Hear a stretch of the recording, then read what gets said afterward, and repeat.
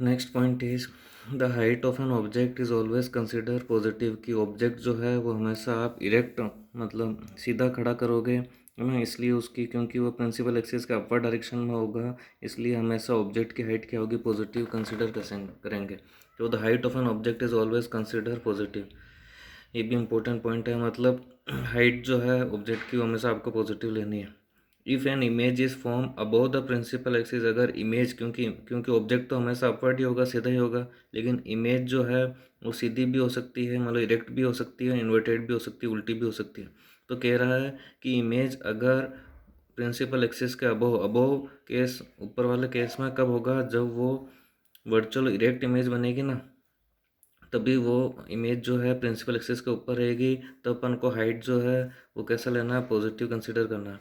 If the image is form below the principal axis, अगर principal axis के below, मतलब below कब होगी, जब वो इन्वर्टेड इमेज बनेगी, मतलब रियल इन्वर्टेड बनेगी, तब आपको इमेज की हाइट कैसा कंसिडर करना है, नेगेटिव कंसिडर करना है। और एक इम्पोर्टेंट चीज़ और है, the height of all the virtual erect, मैंने बताया कि जब भी वर्चुअल इरेक्ट बनेगा तो हमेशा वो मिरर के बिहाइंड बनेगा, पीछे की साइड में बनेगा, है ना। और वो हमेशा अपन को क्या लेना है, हाइट उसकी पॉजिटिव लेनी है। और जब भी रियल इन्वर्टेड बनेगी तो वो फ्रंट में बनेगी, तो वो नीचे डाउनवर्ड डायरेक्शन में होगी, उल्टी होगी, इसलिए अपन को जो है नेगेटिव लेना है। तो वर्चुअल इरेक्ट जो इमेज बनेगी उसकी हाइट हमेशा क्या होती है, पॉजिटिव होती है, और रियल इन्वर्टेड होती है उसको अपन को हाइट क्या लेनी है, नेगेटिव लेना है। अब next point is mirror formula.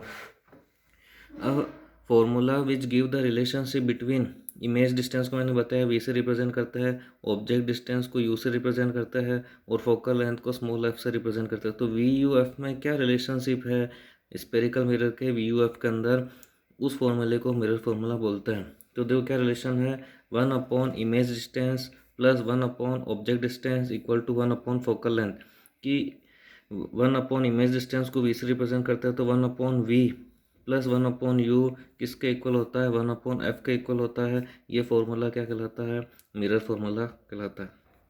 फिर अपन बात करते हैं linear magnification produce by mirror.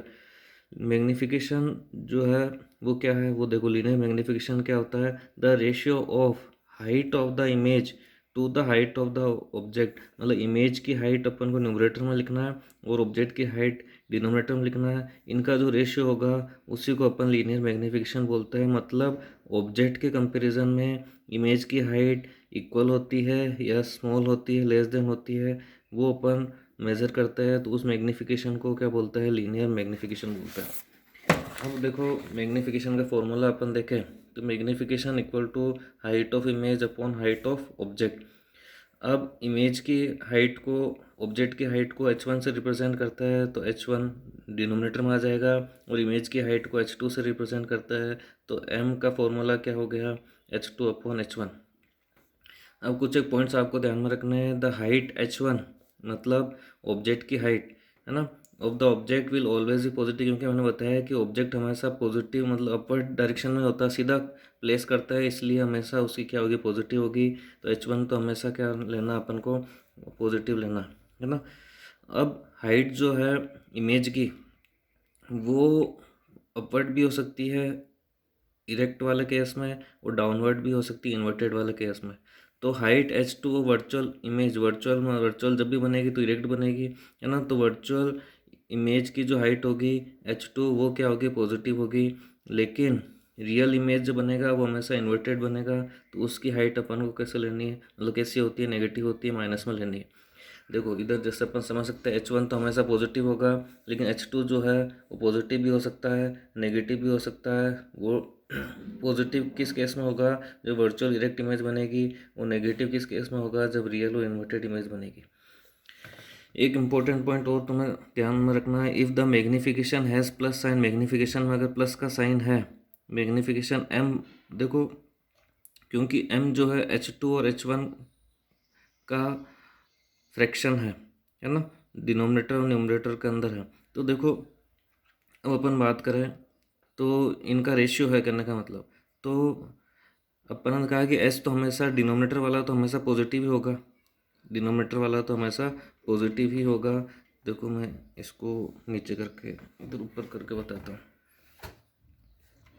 ये इधर ही कर लेता हूँ। देखो H1 तो हमेशा क्या होगा, पॉजिटिव ही होगा, लेकिन H2 जो है वो पॉजिटिव भी हो सकता है और नेगेटिव भी हो सकता है।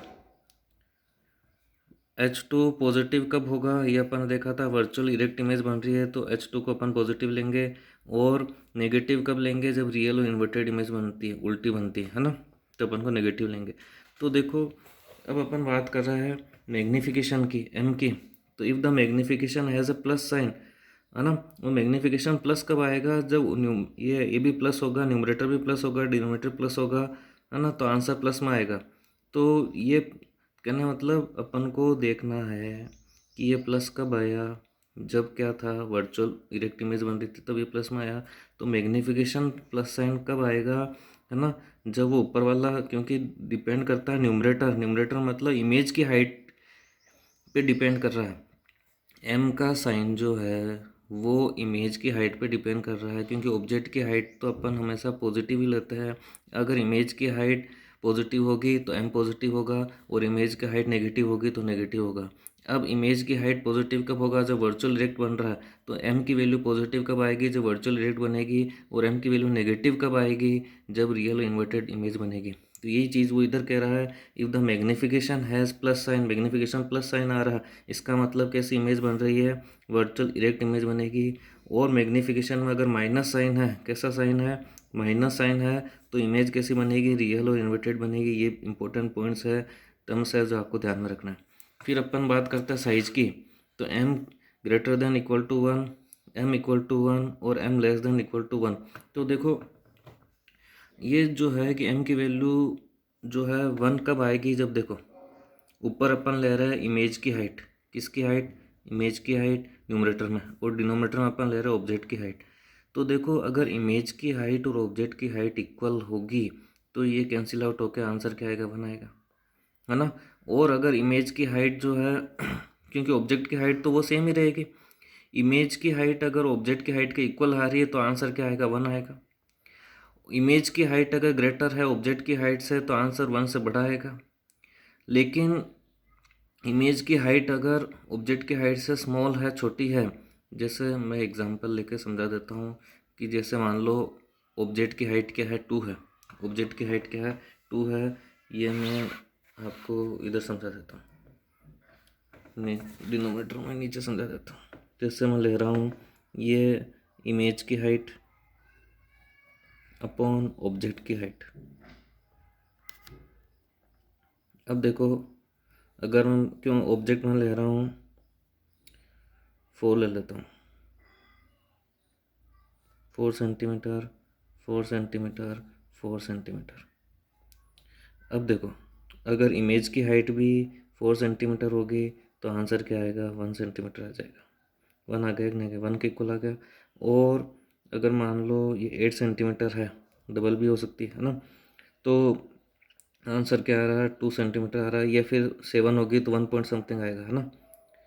तो 2 सेंटीमीटर मैंने मान लिया, टू आया, तो 1 से ग्रेटर हुआ कि नहीं हुआ। और अगर 4 से लेस देन होगी, मान लो 2 सेंटीमीटर हो गई, तो 1/2 आएगा, मतलब 0.5 आ गया, तो 1 से स्मॉल हुआ कि नहीं हुआ। तो ये डिपेंड कर रहा है कि 1 के इक्वल भी हो सकती है, 1 से ग्रेटर देन भी हो सकती है, 1 से लेस देन भी हो सकती है। इक्वल टू कब होगी, जब इमेज की हाइट ऑब्जेक्ट की हाइट के इक्वल है तो 1 के इक्वल होगी। और 1 से ग्रेटर आंसर कब आएगा, जब इमेज की हाइट ग्रेटर होगी तो 1 से ग्रेटर आएगी।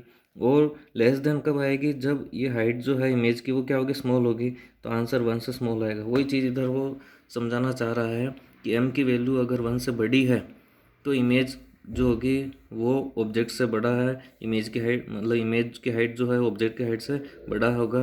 वो ये चीज़ कहना चाह रहा है। अगर m की वैल्यू 1 आ रही है, इसका मतलब m की वैल्यू 1 क्या शो कर रही है कि इमेज जो है वो ऑब्जेक्ट के सेम साइज़ की है। और m की वैल्यू लेस देन आ रही है, ये क्या शो कर रही है कि इमेज जो है वो ऑब्जेक्ट से स्मॉल है।